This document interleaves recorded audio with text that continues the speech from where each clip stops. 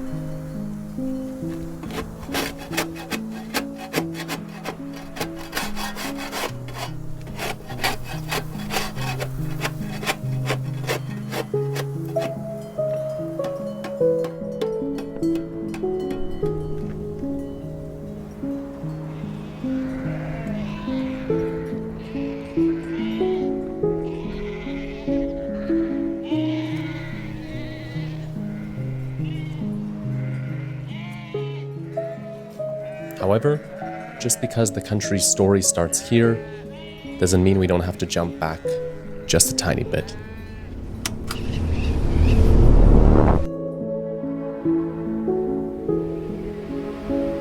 How do you feel truly connected to a country you're visiting? For me, the answer usually lies in the rare moments of solitude. You can see this part of the ridge, and so usually the roads, same as here it's shown. When you can stop and realize in a strange way that you're actually truly somewhere, and not in your prior idea of what that somewhere is. An impression of its raw self, seeping through the corners of the landscape suddenly.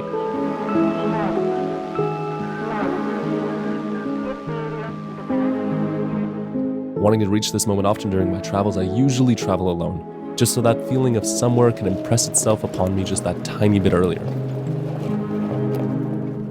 I didn't travel alone to Kyrgyzstan, but rather with two visual storytellers.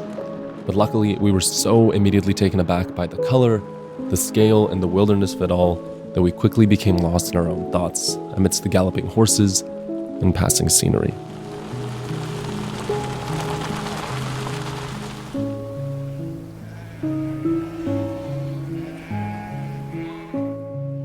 If I have to continue my story of Kyrgyzstan properly, its next chapter is undoubtedly found at the shores of Songkul Lake.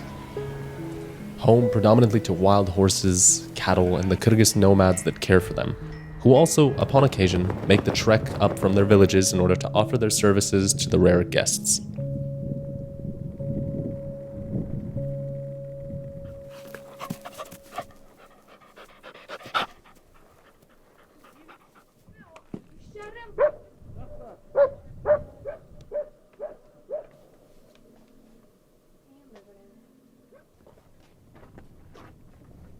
The nomadic family we stayed with carried my thoughts along the tall grass of the valley to the same conclusion I often reach when I find myself in remote regions.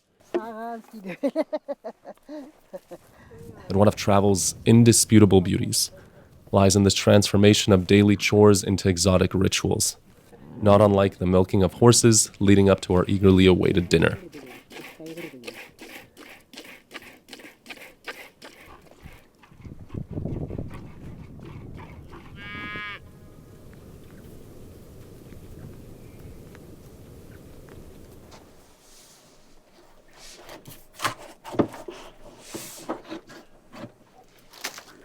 Bunu birden Kotorgonski деп қоймындай. Майын кесіп салғанский.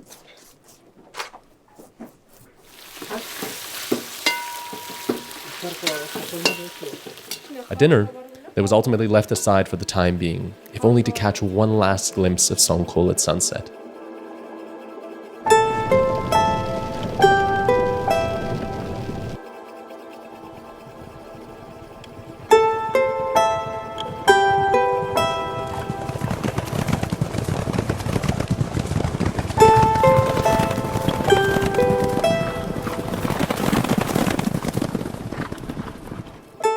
In moments like this, words, of course, are meaningless.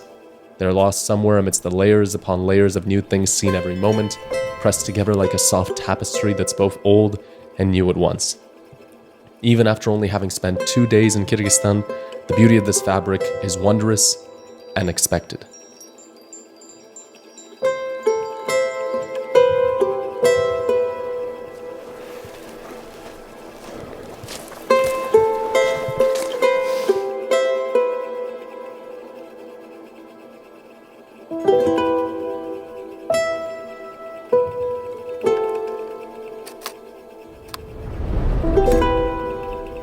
I quickly realized that my prior idea of a country's raw self coming about in solitude wasn't exactly correct, because it flickered through as we pulled an elderly Kyrgyz man and his once reliable car up onto the slope, from which he would start his descent aided only by his hopefully trusty handbrake.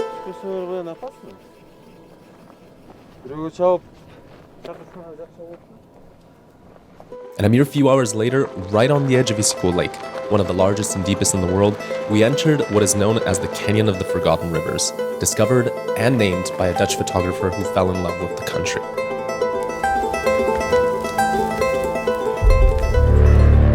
How an impossibly beautiful location such as this can be identified and named only in recent years is maybe a testament to the fact that you don't exactly go looking for Kyrgyzstan as much as it finds you, standing with just a handful of other people overlooking the endless hills of a once nameless beauty.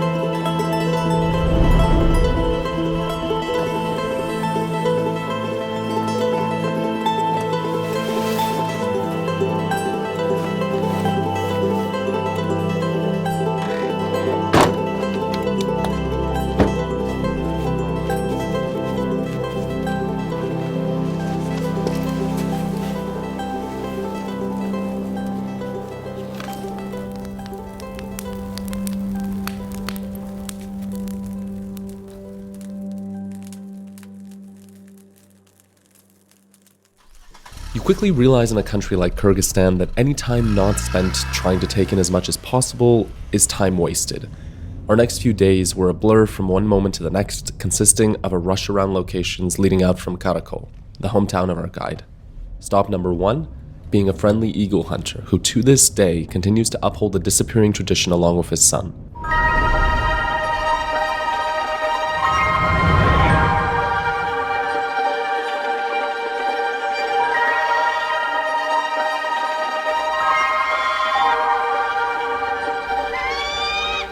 There was much fear on my end that we were stepping into a typical tourist trap that quickly faded away as we learnt about the perils of eagle hunting and were taken in by the sheer fairy tale nature of it all.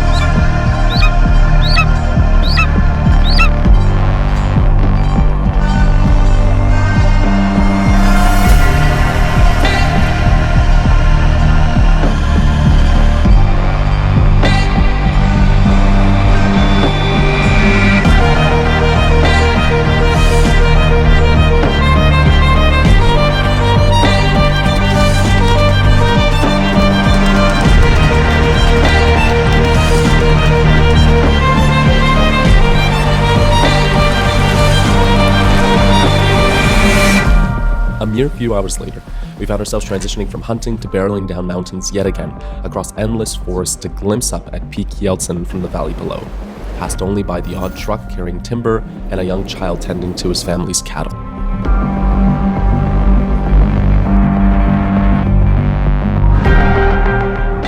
Similar cattle that we also saw abundantly in a starkly contrasting landscape, Karakol's animal market.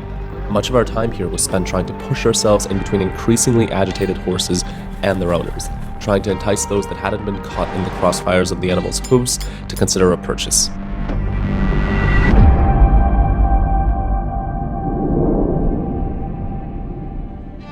And then a day later, we're on what can only be considered a horse reborn as an automobile, the only one in fact that would allow us to finally commence our climb towards the base below the fabled peak Karakol, something we had been waiting for from the very start of our travel.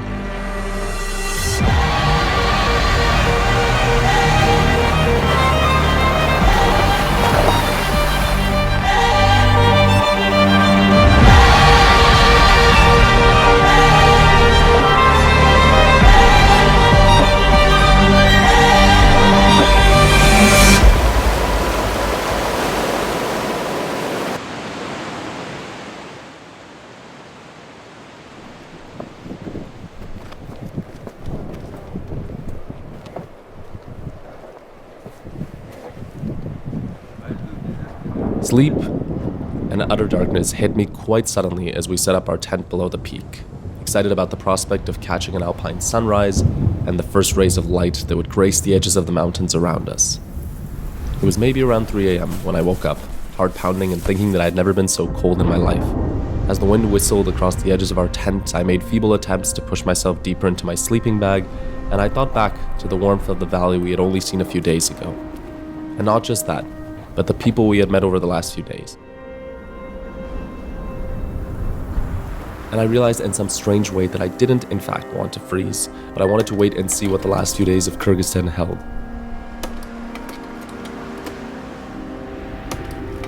You can only imagine how delirious the cold was making me, so much so that at one point I realized I hadn't slept for more than 2 hours the entire night, as my alarm finally sounded off, signaling that it was 5 a.m. and time for us to get up and set up for our morning shoot.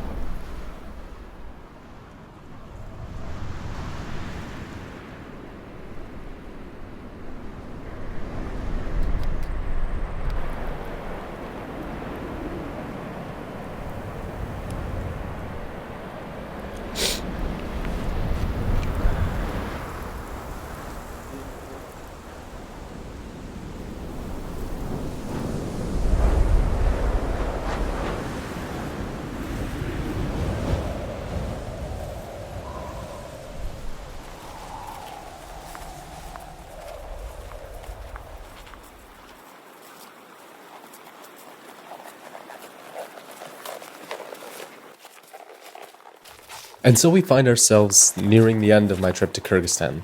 But as with every good story, we slowly move towards where everything started to begin with.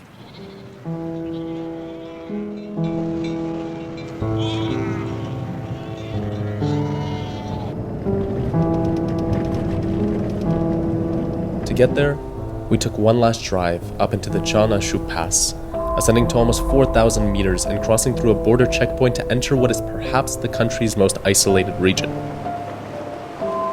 The lack of almost any people made an impression. So much so that the spectacle of a man chasing his runaway horse filled my mind for hours to come.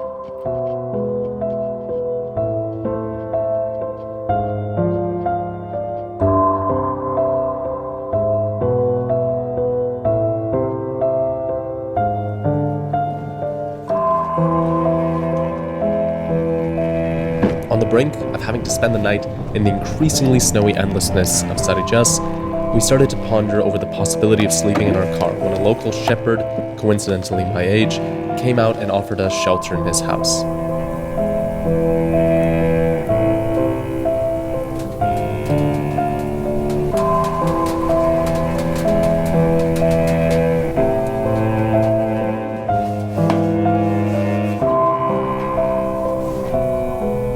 This very moment is what I had been waiting for during my entire trip. This moment of isolation so far from everything, with no connection to the outside world, but a tremendous connection to the internal one of our shepherd turned savior.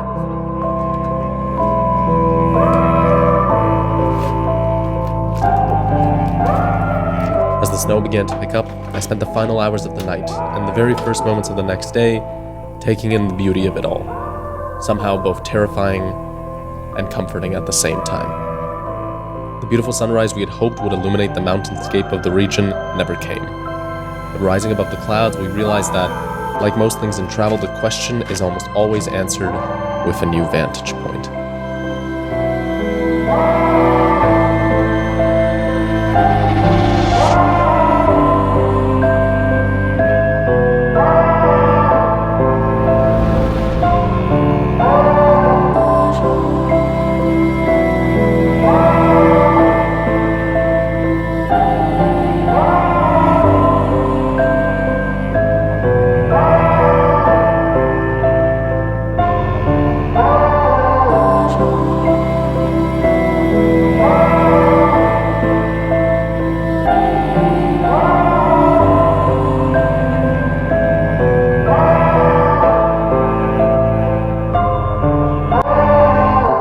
So how do you feel truly connected to a country? When it's Kyrgyzstan, it's a matter of simply existing in its borders and marveling at everything around you. In most cases, you're the only person there to witness the upcoming storm in Karakol, or take in the canyon of forgotten rivers, or stare at the impossible expanse of its numerous peaks, and in many cases, you're the only person there to meet the beautiful people scattered across its lands. Before you know it, Kyrgyzstan connects with you.